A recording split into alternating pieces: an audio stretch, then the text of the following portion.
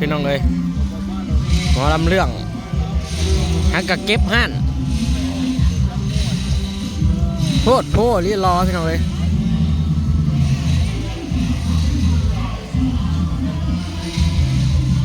ฮักกะลงห่านหมอลำเรื่องก็ได้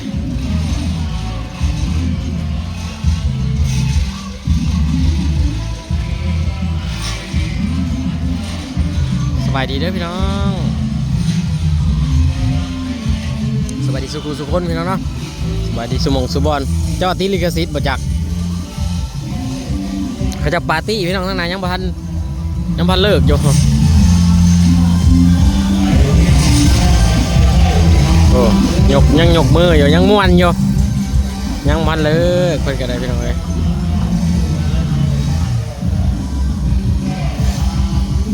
ลงมาใส่บาตรพี่น้องเนาะ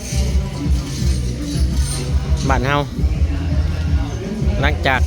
บุญยังแล้วก็มื้อนี้เป็นมื้อถวายทานพี่น้องเอ้ยลงมาตักบาตรทำบุญยามเช้าพี่น้องเอ้ยลงไปเข้าไปเบิ่งข้างในก่อนพี่น้องเอ้ย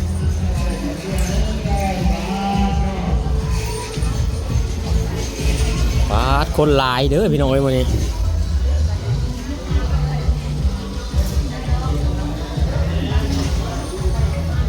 คนร้ายมาเนี่ย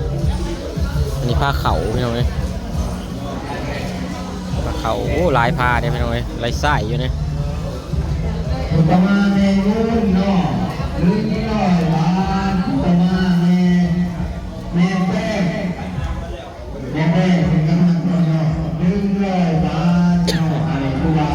มีกล่องบุญพี่น้องเนาะกล่องบุญก็โอ้หลายกล่องเลยพี่น้อยเจ้าแบบ10 ฝ่ายเจ้าก็เด้อนับมาก่อนเขาที่อยากนับก็พี่น้อย2 3 4 5แล้วหาอยู่คนละพวก7 8 9โอ้เกือบทางนั้นก็9 กล่องเลยพี่น้อยฟังทั้งนี้อีกวันนี้ประมาณ10 ฝ่ายกล่องพี่น้อย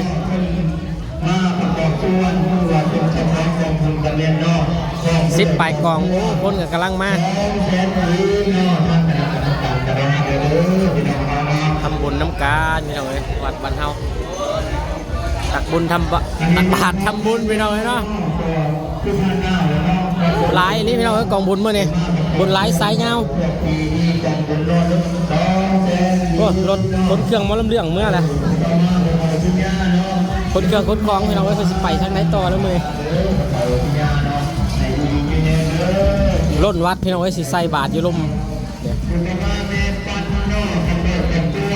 ตั้งบาตรไรซ้ายพี่น้องเอ้ย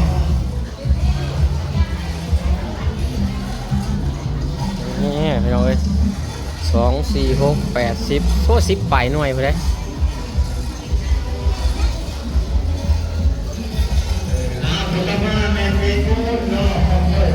เดี๋ยวพาไปเบิ่งหลายๆมุมพี่น้องเอ้ยเดี๋ยวพามาเบิ่งขังทางนี้ก่อนพี่น้องเอ้ยพาเบิ่งทางนี้น้ำพี่น้องเอ้ยทางนั้น9 กล่องพี่น้องเอ้ยเดี๋ยวพาเบิ่งทางนี้เด้อชิมีจักกล่องได้นับเบิ่งขังส่วนทั้งไหนอีกพี่น้องเอ้ย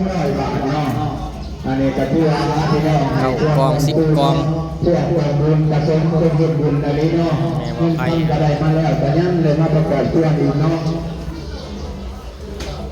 10 กล่องเขาได้ยันนับเบิ่งก่อนพี่น้องเอ้ย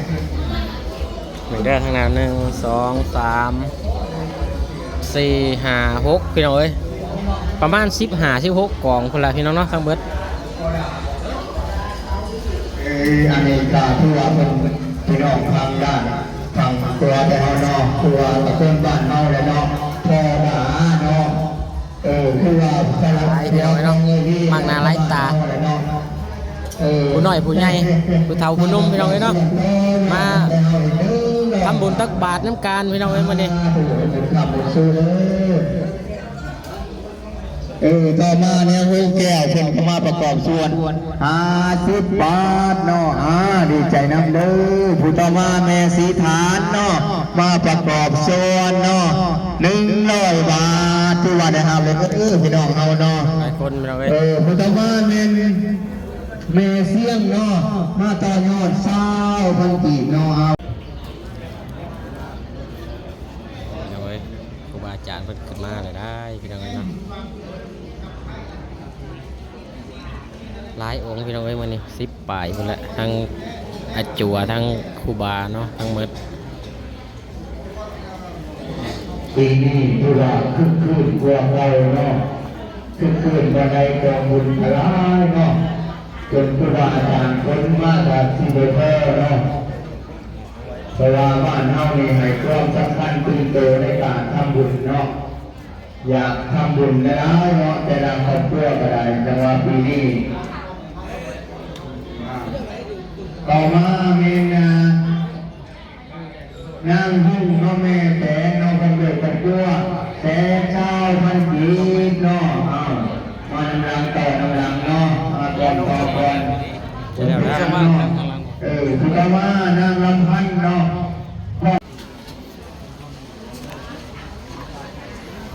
เริ่มพี่น้องเอ้ยเริ่มใส่บาตรแล้วพี่น้องเนาะ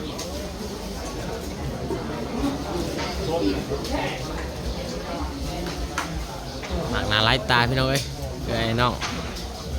เบิดบ้านเฮาเลยพี่น้องเอ้ยปูเอ้ยน้องลูกหลานไปเฮ็ดงานอยู่ฝั่งไทยก็มีพี่น้องเอ้ยเพิ่นมาร่วมทำบุญบ้านเฮา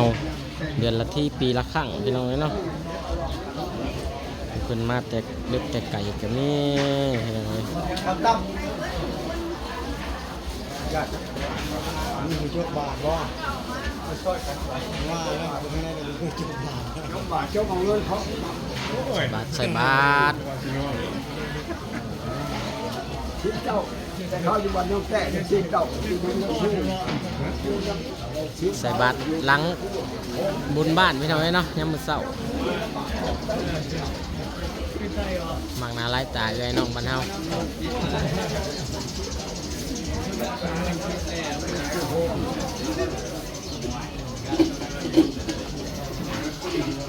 เขาคิวเดี๋ยวพี่น้องไปบนของง่ายเพื่อสิเร็ว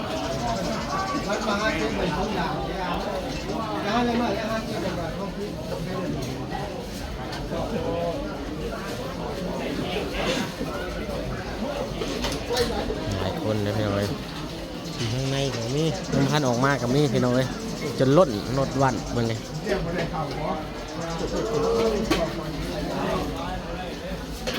จนล้นวาดพี่น้อง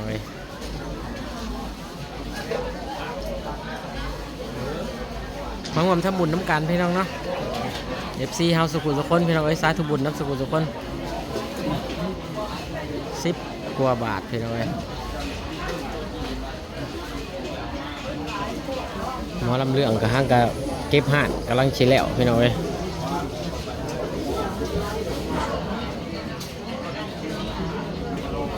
ม่ขาวเพิ่นกับมาห่วมใส่บาตรนำพี่น้อง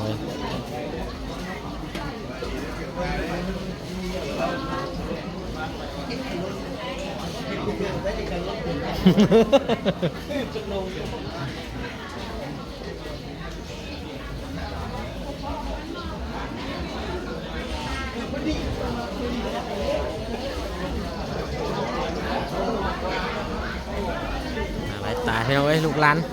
มาแต่ไทยมาแต่ต่างประเทศสบายดีป่ะ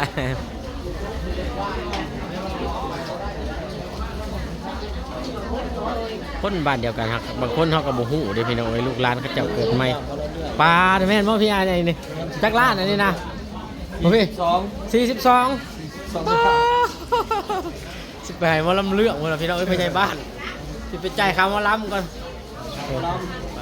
บาทโธ42 ล้านพี่น้องค่าหมอลำเรื่องนะคณะนี่นะเฉพาะคณะนี้เด้พี่น้องแต่คณะอื่นน่ะบ่ฮู้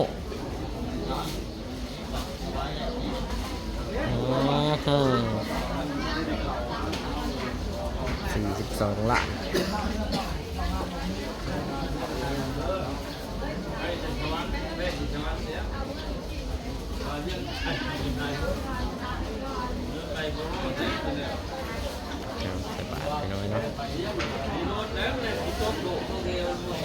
จักไผเป็นไผเลยพี่น้องขนาดว่าเฮาก็อยู่บ้านประจำเลยเฮายังบ่ฮู้จักเบิดทุกคนครับนี่นะ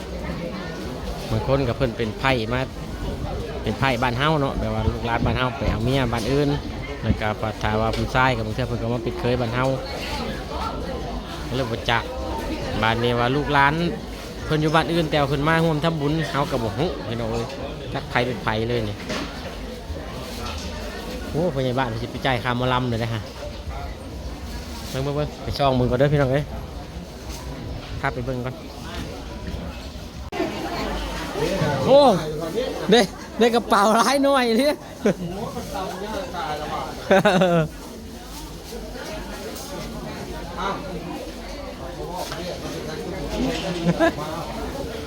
มาใส่อยู่อีกได้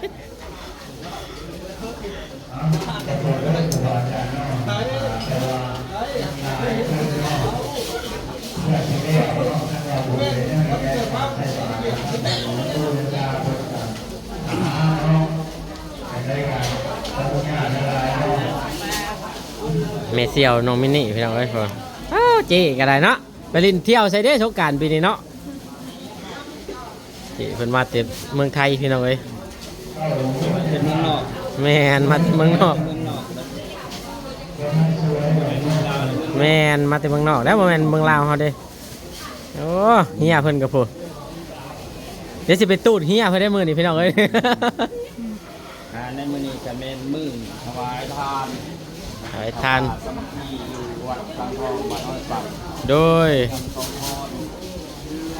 ญาติพี่น้องที่ว่ามาในบุญทำทานที่ว่าลงปฏิบัติในตาบ้านนาร้ายตาจำนวนหลาย หลายนี่เนาะพี่เนาะ จำนวนจักหน่อยเนาะ อู้หลายร้อยอยู่นะครับว่า หลายร้อย อยู่นอกนี่ก็เต็มอยู่ทางหลังผู้ใดพี่น้องเอ้ย จักว่าที่นับไว้ อ้าว จำนวนแล้วเขาได้แท้ แม่น อยู่ทางเพิ่งห่อแจกในทั้งลูกห่อแจกยายกันเสบาทแล้วเลี้ยงคิวคนและเสบาทกันที่ยากที่ก่อนที่จะบ่ได้ บ่ได้แล้ว ตายเลย โดยต้อง ตาย คอยไปเนาะทำบุญได้ทำกันทุกคนพี่น้องเอ้ย ใช่ ได้ใส่คุกคนได้ใส่คุกคน ในวันนั้นก็ว่าบ่มีญาติ แม่น ใส่ใส่ สิได้ใส่คือกันนั่นล่ะเนาะเดี๋ยวสิพาไปเบิ่งข้างหลังพี่น้องเอ้ย พัดไปช้อนกับ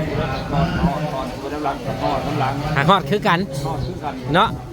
จุดหมายปลายทางอันเดียวกัน มาประทางกันสิได้ฮอดกันเดียวกันนั่นล่ะ โดย ตายครับ แมนก็เพิ่นพี่น้องเอ้ยเนาะ ไปช้อนพักกันไปช้อนมาหลาย ไปพ่อกันอยู่พุ่นละ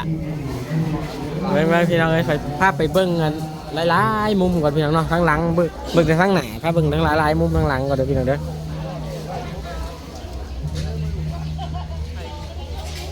จนเรือได้พี่น้องเรือวัดได้ทั้งปีนะหมอหัวแจกใหญ่ๆอยู่เทึงนะสิโบอันนั้นพี่น้องเอ้ยเนาะบ่มีบ่อนนั่งเต็มเลยเด้พี่หมอเขาเจ้านั่งหลายสมควรเลยพี่น้องเอ้ยกลางมันเทิงผู้อีกบัดนี้เนาะมานี่เด้อพี่น้องเนาะเอาสิใส่บาทซะก่อนพี่น้องเอ้ยตลาดเคมีก็ได้ขอบคุณหลายๆพี่น้องบอกไปสุขุสุขคนขอบคุณทุกกำลังใจขอบคุณทุกคอมเมนต์เด้อพี่น้องเด้อสาธุบุญน้ำสุขุสุขคนพี่น้องเอ้ยสำหรับคลิปนี้สบายดี